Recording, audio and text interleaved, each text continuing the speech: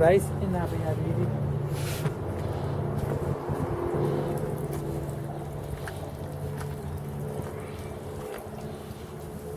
No se volaron nada.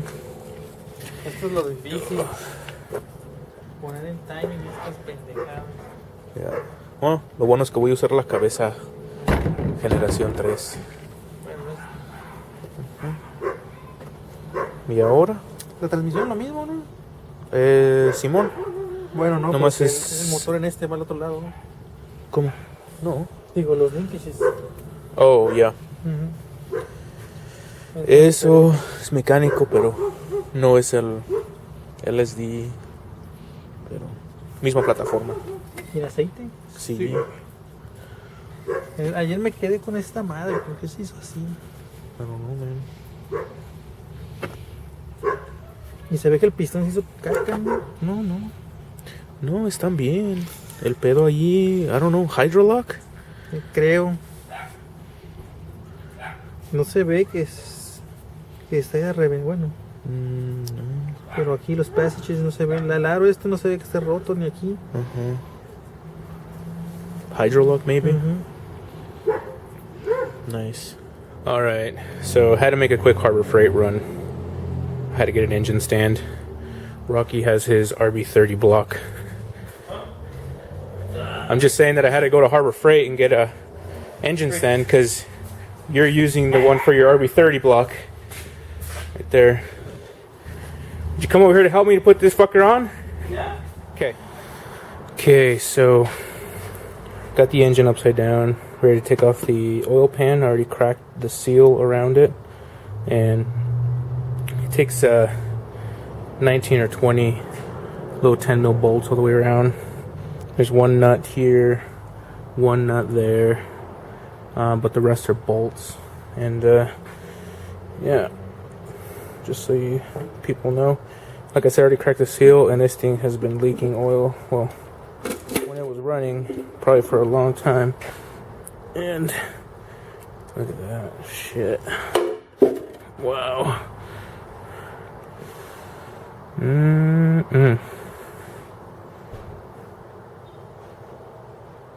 I'm not sure what went on here, but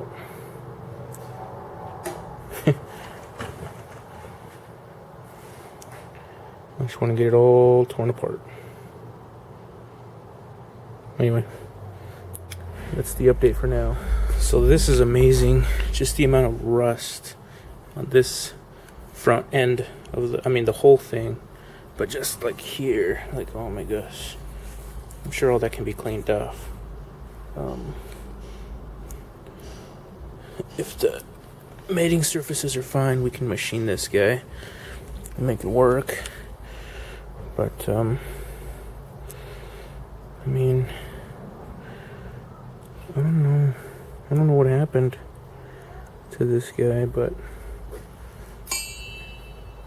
there's a lot of water in here at one point. But you see here all that oxidation. I don't see anything broken.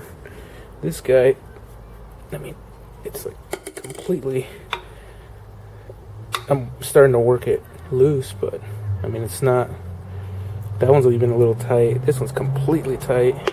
These are loose, so something happened here in the front part of the engine that got a bunch of water in it. Don't know how. Maybe it was out in the elements and one of the spark plugs was out and it got rained on and snowed on or something. I don't know. Hydrolocked, it's, no, I don't know.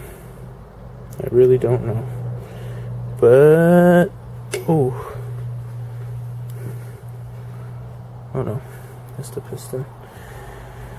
Thought I saw pieces of rings, but anyway, I want to see if I can get these out or something, but I'll keep going. Okay, got the pistons out. Number 2 was the one that was completely seized because of rust. I mean, cylinder walls don't look bad. I think they can be taken care of at the machine shop, so I guess we're gonna have to go with that. Gonna load this guy up, crank and block, and I'm just gonna take it over to the machine shop tomorrow. So I think I'll just leave it here for now and load it up and get out of here. See you guys tomorrow. Alright, now it's the next day again. You guys saw everything was pulled apart. Just dropped off the block and the crank off of the 5S FE here at the machine shop. They still have the broken 3S GTE block, and then in the next few days I'm going to bring down flywheels and the 3S GTE crank, just so we can get everything measured up, make sure that we're not getting ourselves into a corner.